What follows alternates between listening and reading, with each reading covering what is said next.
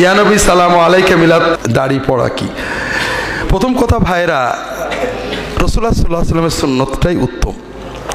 ইয়া নবী সালামু আলাইকা, আমরা মহব্বত দিয়ে আমরাও ছোটবেলা থেকে পড়ছি, বলছি, আমাদের হৃদয়ে একটা আবেগ আনে, কিন্তু কথাটা সুন্দর না।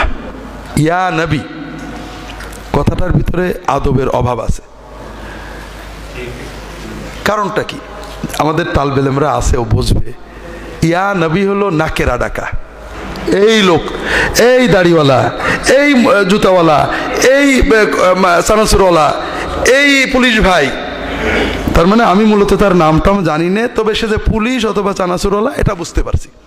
এটাকে বলা হয় আরবিতে নাকেরা মাকসুদা, অপরিচিত মানুষ ডাকছি। আমাদের রাসূল কি এরকম পরিচিত না?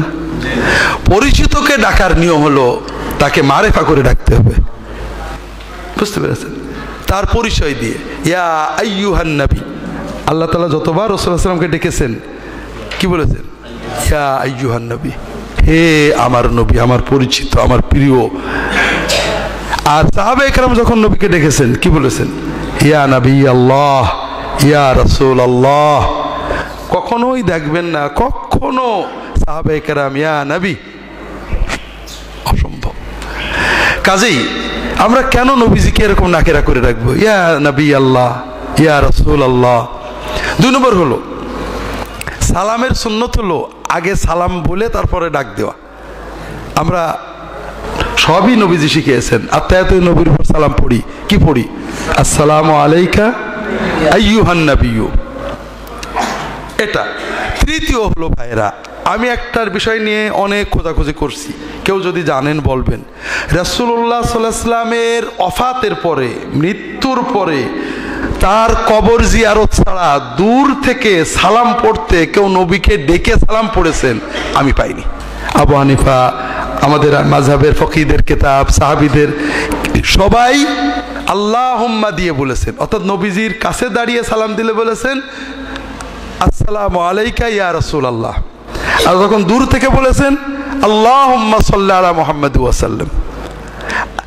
কাছে ডাকতে বলেছেন হে নবী আপনার উপরে সালাম। দূর থেকে বলেছেন আল্লাহ আমার সালাম নবীকে দিয়ে দাও।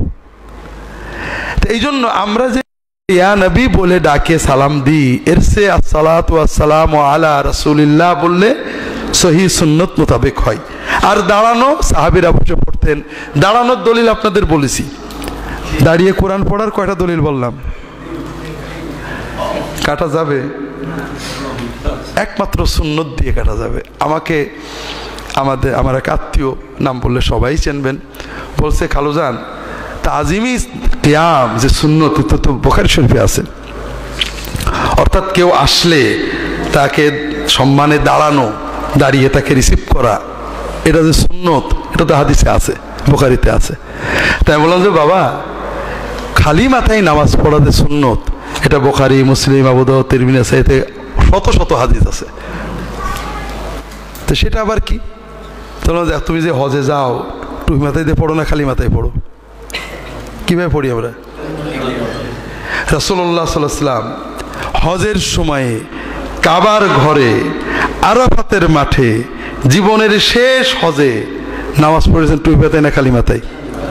তাহলে বোঝা গেল যেখানে 1 রাকাতে 1 লক্ষ রাকাত সওয়াব হয়, সেখানে খালি মাথায় না টুপি মাথায়? তাহলে বোঝা গেল খালি মাথায় নামাজ পড়া সুন্নত। পড়বেন তখন সবাই। গোলমালটা কোথায়? গোলমাল আমরা দলিল দেখছি, সুন্নত দেখিনি।